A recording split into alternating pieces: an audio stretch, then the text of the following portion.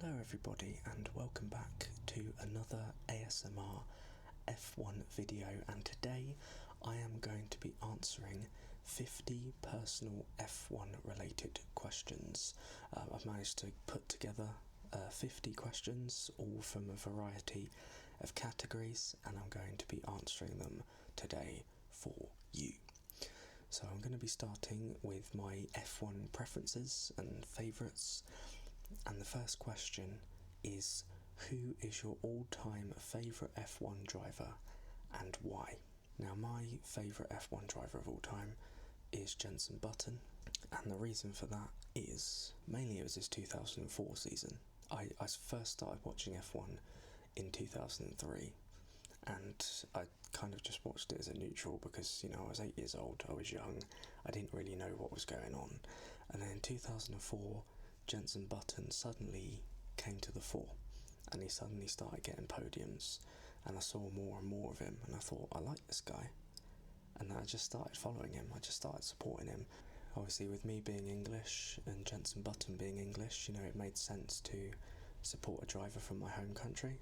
So yeah, I just started supporting Jenson Button from there on, and then obviously in 2006 he got his first win, in 2009 he got his first title, and he only won one world title in the end, but one world title was a lot more than a lot of other drivers have won, and it was a fun experience supporting Jenson Button throughout the years. Number 2, which F1 team do you support the most? I am a Williams fan because I like pain.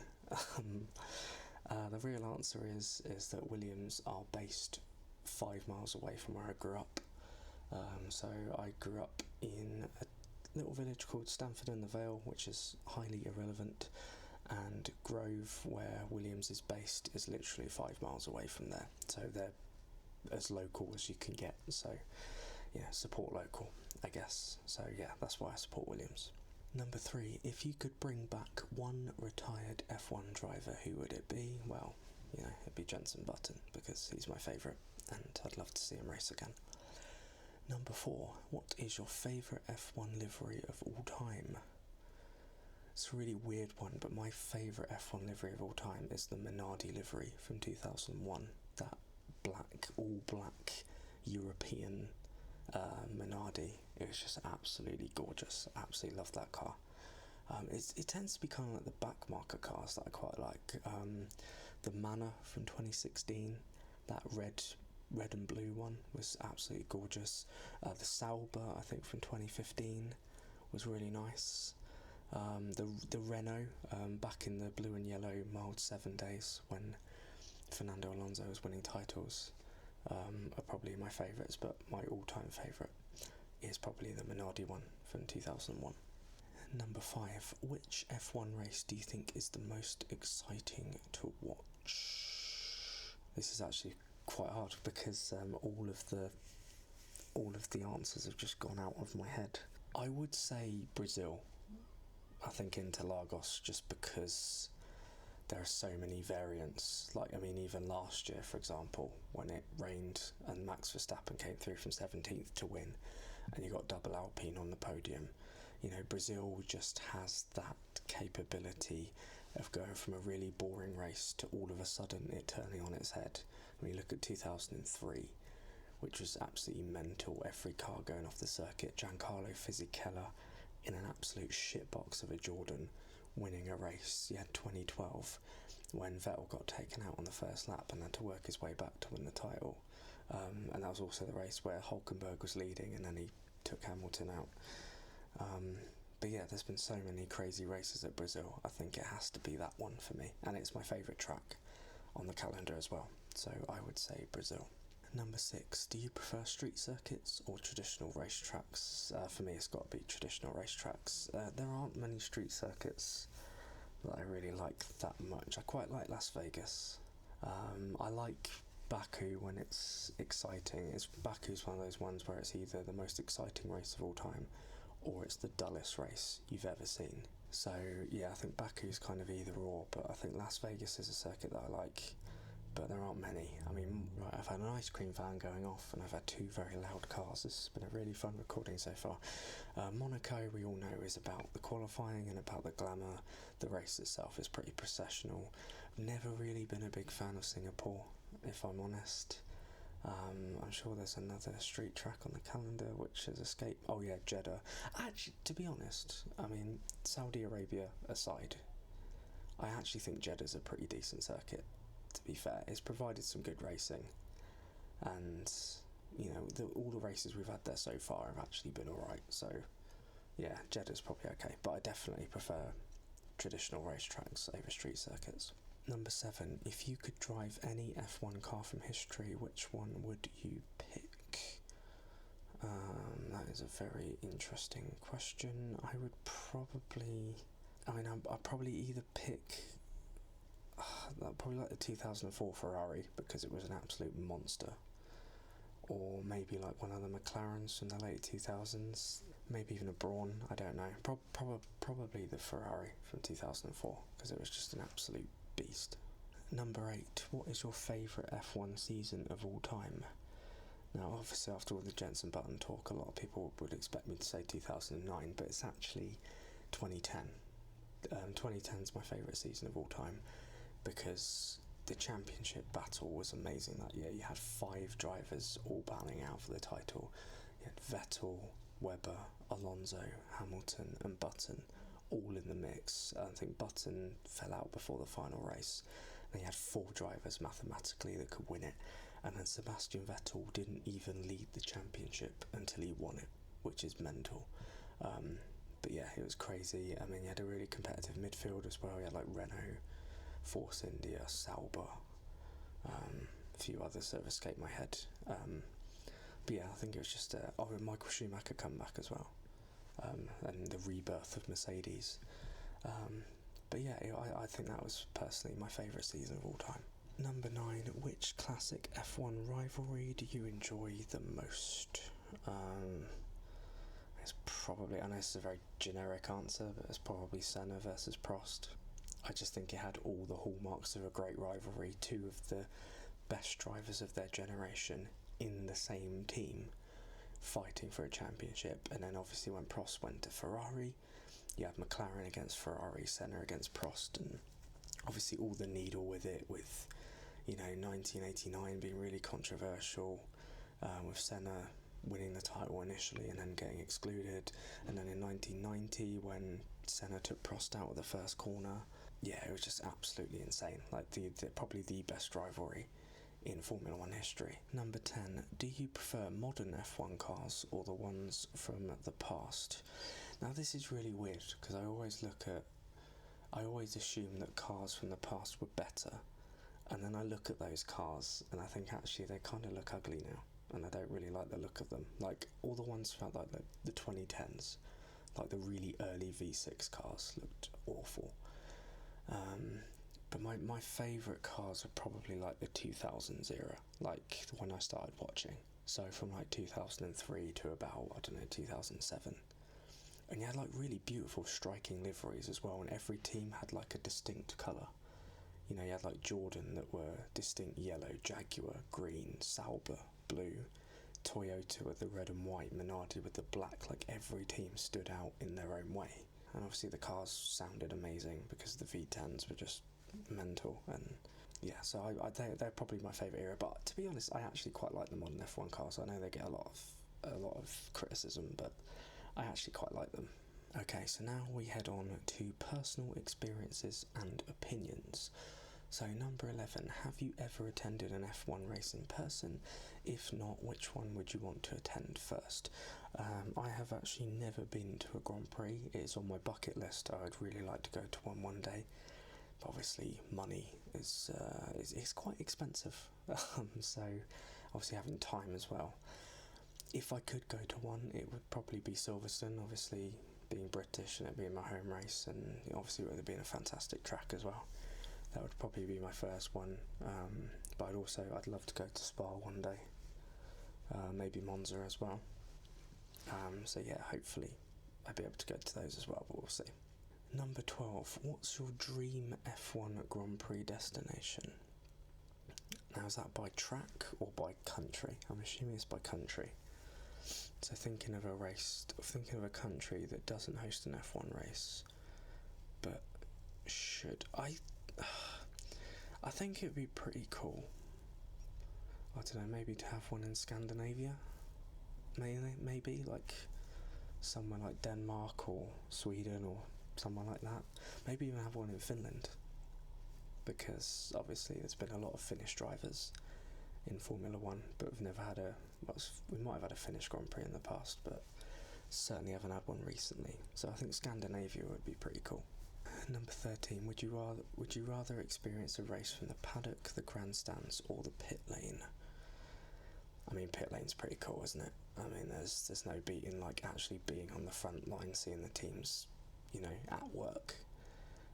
But honestly, I take all of those. I think they all have their own benefit. Being in the grandstands, seeing the cars roar past, being in the paddock, being able to experience everything that's going on whilst being at the event. So, to be honest, they all have their reasons, but I'd probably go for the pit lane, just because I think you see more of what the teams do. Number 14, have you ever met an F1 driver? If so, who? Sadly, I've never had the opportunity to meet an F1 driver. I would love to one day, but that opportunity has never come, so sadly not. Do you collect any F1 memorabilia? No, not really. I mean, I buy stuff every now and then, but it's nothing major. And a lot of I've actually got a story for it. It's not a very interesting story, but when it was during the pandemic in COVID, my dad, because my dad's an engineer and he sort of like tests medical products, so he ended up getting a load of furloughed engineers from like Renault and Williams to come and help out. So they helped him out, and in exchange for that, they gave my dad a bunch of merch from Renault and Williams. So I've still got like a Williams coat that I wear every single day. Well, not in the summer, obviously. And I've still got a Renault cap as well that I managed to get free that my dad gave to me, which is really, really cool. But yeah, I don't collect any memorabilia regularly, no. Number 16, if you could spend a day with an F1 driver, past or present, who would it be and what would you do?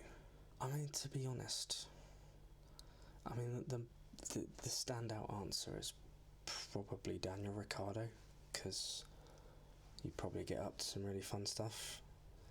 Or maybe Lando Norris, he seems quite cool. I'm trying not to answer Jenson Button with every single one of these questions. That would be pretty cool to meet Jenson and hang out with him. But I guess the obvious answer is probably Daniel Ricciardo, because it'd be quite fun. We could play some sports. We could, I don't know, go to the beach and do something, get pissed. I don't know.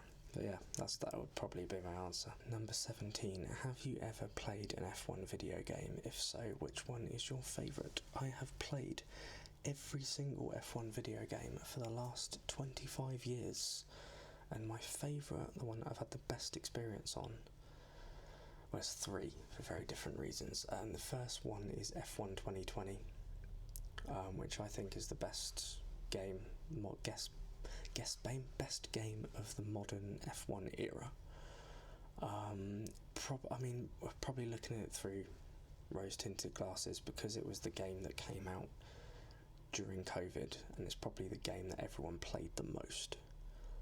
But I've never had as much fun. I've never been as engaged with an F1 game as I was with F1 2020. It just had me hooked from the get-go, and I put so many hours into that game. The next one is F104, because purely for nostalgia, I just played it so often, and I'd always play as Jenson Button, predictably. And I do like championship modes with him, and they had a really cool mode. It's called Hot Seat mode, where you could play as 4 different drivers, or 4 different people could play at the same time. But because I was sad and I had no friends, I played 4 drivers as myself, and I'd put it on easy mode, and then you'd sort of get a minute each with each car, and then I'd try and have a race with all 4 of those cars and see who won, and it was really cool. And then the last one is F1 2000, and that's again purely nostalgia, because I put probably months of my life, if not years of my life, into that game. I played it incessantly. It's the first ever game I got on the PlayStation 1. I got it for my 7th birthday, and yeah, just played the absolute shit out of it. And yeah, I bought it a couple of years ago. I bought a PS1 a couple of years ago, and that was the first game I got on it. I need to dig it out again because it's been a while. Number 18. If you had the chance to drive an F1 car, which track would you want to drive on? I would want to drive, maybe Interlagos, but I think if you want the true feel of what an F1 car would be like, I suppose it's got to be Spa, I think. Yeah, to drive an F1 car around Spa, that would be really, really special. Number 19. Have you ever had an F1 inspired road trip? No, I haven't, but I would love to one day. Number 20. If you could be part of an F1 team, what role would you want? Can you pick driver?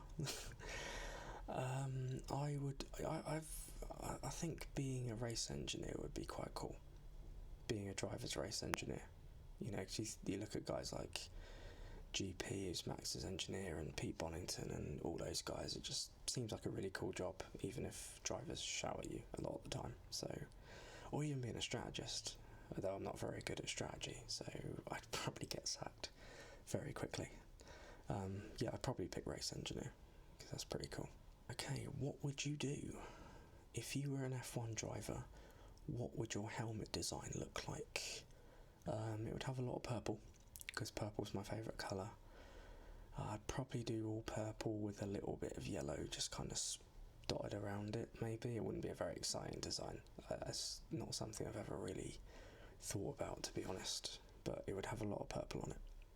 If you could introduce a new Grand Prix, where would it be held? It's a bit like that. I suppose this one's track-based, the other one's country-based, isn't it? If I could introduce a new Grand Prix, where would... Do you know what I would put it? I'd have it at Mugello, because I really like that circuit. I know it's predominantly a bike track, but I think Mugello's a beautiful circuit, and obviously we F1 went there in 2020, and I just think it'd be really cool to have it at Mugello. There's no other track that really comes into my head, to be honest. There's loads of amazing tracks that I should probably pick, but Mugello's the one that comes to me. What would be your dream F1 sponsor? I can't say it's something I've ever really thought about, to be honest. Something really funny, like... are there many funny sponsors around? Maybe something like, I don't know, Durex, that'd be quite funny. I don't know. It's not something I've ever really thought about. I don't really have an answer for it, to be fair. If you could create a brand new F1 rule, what would it be? Oh wow, that's put me on the spot. God, what would I pick? Because it can't be anything too batshit crazy. It's got to be something illogical. But I really don't know. So I'm not clear. The thing is, right, F1 fans, we moan about the rules not being that great, and we want to see this, we want to see that, and then when it actually comes to it, I don't have any ideas, which I really don't know. I have to think about that one, because I don't know. I've absolutely bottled this question. I really don't know what I'd do, to be honest. Number 25. Would you rather be a driver for a dominant team or an underdog with potential? It's quite nice being both, but obviously if you're a driver in a dominant team and you're racking up title after title, you want to be that guy, don't you? So I'd pick the driver for a dominant team. If you had to choose between racing in the rain or an extreme heat, which would you prefer? Probably racing in the rain, because extreme heat, we are talking ridiculous temperatures, and obviously F1 drivers in those suits are hot enough anyway, So I think racing in the rain's probably better, even if you wouldn't be as good and it'd be more of a challenge. If you could switch lives with any F1 driver for a week, who would you choose? I mean, I'd probably choose Lewis Hamilton, to be honest. I mean, he's got a pretty cool life, you know, mega rich, does what he wants, you know, has his fingers in a lot of pies. Yeah, I think Lewis Hamilton would probably be the best answer. Would you rather win one world championship or be a consistent top 3 driver for a decade? I mean, only one of these guarantees a championship, so I guess I'd go with the championship. Although we could be a consistent top 3 driver and win 4 titles. But I'll go for the championship, because, you know, it's a championship. If you had to design a new F1 trophy, what would it look like? God, I don't know. It would have really, really massive ears and look totally ridiculous. Basically look like a massive version of Mickey Mouse. If you could pick a non-F1 athlete to try driving an F1 car, who would it be? I'm trying to think of celebrities who've like slagged off, or sportsmen who've slagged off F1 and said that it's easy and it's like cars going around in circles, but I genuinely can't think of anybody. Non-F1 athlete to try driving an F1 car. Oh God, I don't know. That's not something I've ever really thought about, to be honest. I don't know. Cristiano Ronaldo. Be quite interesting to see. Obviously, Ronaldo looks after himself a lot. How would he deal with the G-forces of an F1 car compared to what he has to deal with in football? Be quite an interesting experiment, so I don't know, I'd probably pick Ronaldo, but it's not something I've ever really thought about. Technical and strategy thoughts. Do you prefer aggressive drivers or calculated strategic ones? I mean, the guy I supported for years was a calculated strategic driver, but I do like aggressive drivers. I do like, you know, I know Max Verstappen gets a lot of criticism for the way he drives, but I much prefer watching someone like him to somebody who's smooth and doesn't take risks. So I probably prefer aggressive drivers, to be honest. What's your opinion on DRS? Should it stay or be removed? I don't mind DRS. I think, you know, the thing is, it's trying to combat the dirty air, isn't it? It's trying to, you know, remove the downforce and try and, or, you know, limit the downforce so that cars can race each other a lot better. And these 2022 regs were supposed to combat that, and they haven't really as much as they thought we thought they would. Though I don't mind DRS, to be honest. It's not a game changer, in my opinion, and it's all right for what it is. Do you think refueling should return to F1? No, because it is ridiculously dangerous, and I know it adds an element of spice to the race, but I've never really missed it, to be honest. If you were a team principal, which 2 drivers would you pair up? I'd pair up Hamilton and Verstappen, and I'd sit back and get the popcorn. That's what I'd do. Because it would be a laugh, if nothing else. What's your take on sprint races, good or bad for the sport? I don't mind sprint races. I know they get a lot of criticism. Personally, I don't mind them. I think it's, you know, a lot of people say it's kind of like a precursor to the race, but I don't think it is anymore. I think because there are a lot more teams in contention. I mean, you look at China, you know, Hamilton won the sprint race from pole, and then the race was absolutely nowhere. I think they're all right, and I know a lot of people want tradition and want to keep tradition, and, you know, I think the qualifying system that we've got at the moment is perfect. I certainly wouldn't make every race a sprint race. I'd probably keep it to, you know, 5-6 races a year, but I think sprint races are alright, to be honest. I don't mind them. Do you think F1 should have a cost cap, or should spending be unlimited? No, I think the cost cap's alright. Obviously, more economical for the sport, and, you know, it brings teams a lot closer together. You know, teams have to be a lot more careful about how they spend their money, and obviously, you know, it's, like I said, more economical for Formula 1 as well. So I think the cost cap's a good thing, to be honest. Should F1 introduce more night races? Yeah, I think we could. I mean, we've got quite a few night races now, haven't we? We've got Bahrain, Saudi, Singapore, Las Vegas. There might be another one. I can't think. But yeah, you know, a couple more wouldn't do any harm. You know, I quite like night races. You know, it adds a different element with it being a lot colder. And you know, the night races we've got at the moment are pretty good. So yeah, I wouldn't mind. I wouldn't make every race a night race, but you know, maybe a couple more would be good. What's the best overtaking move you've ever seen in F1? Two contenders for me, maybe three. Two of them in the same race actually. First one is Alonso round the outside of Schumacher at 130R in 2005. Brave, ballsy, kind of changing of the guard moment, because it was when Alonso had just become champion and Schumacher had lost it, and yeah, Alonso just sending it round the outside of a 7-time world champion. You know, Schumacher doesn't get overtaken there under normal circumstances. No one gets overtaken there under normal circumstances, and Alonso just sent it round the outside. The second one is, again, it's on Schumacher, but the Mika Hakkinen on Michael Schumacher at Spa 2000 was an incredible overtake. Obviously had to go round Ricardo Zonta, who was a back marker, and overtook whilst lapping Zonta, which was pretty cool. And then the third one, again, is Raikkonen on Fisichella at Suzuka 2005, that same race. On the last lap, Raikkonen coming from 17th on the grid, last lap of the race, into turn 1, sweeps around the outside of Fisichella to win the race.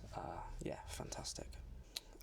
Do you prefer a fast technical driver or a consistent mistake-free driver? I mean, to watch, it would probably be a fast technical driver, but if you're a team boss or something, you probably want a consistent mistake-free driver. It would probably make more sense if it was like a fast but error-prone driver. Otherwise the question doesn't really make sense, because obviously you prefer someone who's fast and technical, but whatever. Should F1 allow more in-season testing? I think it would be pretty cool. Obviously, back in the day, there was like unlimited testing, and teams could run as often as they wanted, which often resulted in teams like Ferrari getting major advantages because they had more resources when it came to that stuff. I suppose the 3-day tests at the start of the season, there's more jeopardy. You kind of have to get everything in that moment, so I guess at the moment it's good as it is, but maybe another test in the summer, I don't know.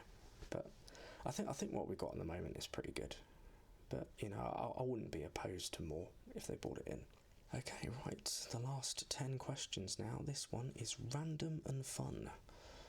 If F1 had a movie about it, which it does, it's coming out this year, which actor would you cast as your favourite driver? Oh god, I don't know, really. This is where my knowledge of actors nowadays is not that great, if I'm being totally honest. I certainly wouldn't cast Brad Pitt as an F1 driver, because he's, 61 now? God, I don't really know. Like I said, I don't know a lot of actors nowadays, so I might have to come back to that one. If you could have an F1 car in your garage but couldn't drive it on the road, would you want one? Well, yeah, so that when I invite people round, I can say, look, I've got an F1 car in my garage. How cool is that? Which F1 commentator or an analyst, easy for me to say, do you enjoy listening to the most? I do like Martin Brundle. I'm a Brundle fanboy. I love his grid walks. I think he's spot on about what he says most of the time. So I do like Martin Brundle. I also like Nico Rosberg as well when he's on. I think Sky should try and get him on a lot more, because you know, his technical analysis and his understanding of the sport is fantastic, and he does provide really good insight when he's on. I think Bernie Collins is really good as well. You know, the strategy, he's obviously very knowledgeable, having been a strategist at Force India. So yeah, I think they're probably my favourite people to listen to. If F1 had a mixed gender championship, do you think it would change the sport significantly? Well, the obvious answer is yes, because there would be a lot more female representation. It would draw a bigger female fan base, allow more accessibility for women within the sport in general. So yeah, I think it would change F1 massively, I think. Would you rather watch a race with a legendary driver or a team principal? I'd rather watch a race with a legendary driver and sort of get their insights on things as the race goes on. I think that would be really cool, just to sit and listen to them and hear their thoughts whilst it's going on. I think would be really cool. If F1 had a crossover event with another motorsport, which one would you want to see? I mean, a crossover with IndyCar would be pretty cool. I think that's probably the only logical one. I mean, MotoGP, you can't really do that. It's a bit precarious, isn't it, with cars and bikes on the same track. But F1 and IndyCar would be pretty cool. Would you rather drive an F1 car or an F1 safety car? Obvious answer, I'd rather drive an F1 car. I don't know anyone, apart from maybe Bert Mylander, who would pick an F1 safety car. But maybe even he would pick an F1 car. If you could rename one F1 corner or section of a track, what would you name it? I would name it the Dan Collins Curve. I'd name it after me. And I would, that corner at Spa that has no name, I'd put my name on it. That's what I'd do. If you could pick the soundtrack for the F1 intro, what song would you choose? I would choose a song that was previously used. I would choose The Chain by Fleetwood Mac because it's awesome and it totally suits the F1 intro. So there we go, that is 50 questions about personal questions about Formula One. I really hope you enjoyed it as something different. Let me know what your answers would be to some of these questions. I'd be really interested to see what you guys make of this as well. But yeah, thank you very much for watching. I really hope that you enjoyed it. If you did enjoy it, please consider leaving a like on there for me. If you're new around here and you like what you see, why not get subscribed so that you can be notified of future videos like this one. Comment below any thoughts and suggestions that you may have. And I think that is everything. So thanks once again. Take care of yourselves, and I'll see you in the next one.